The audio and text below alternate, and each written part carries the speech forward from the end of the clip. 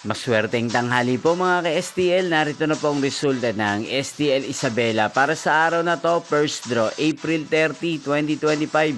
Araw ng Miyerkules. Naway ang mga natayan nyo pong mga numero kanina ay manalo nawa ngayong tanghaling ito, 1 PM. Kaya kunin nyo na po ang inyong mga tickets.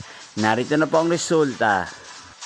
Ang mga numerong nanalo sa STL Isabela ngayong hapong ito, April 30, 2025.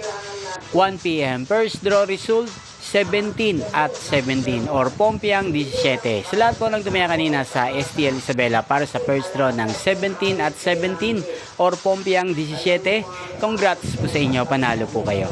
At ngayong hapong ito sa STL Isabela, atin pong i-shoutout si Kuya Carlo ng Isabela na nanonood din po sa channel na to.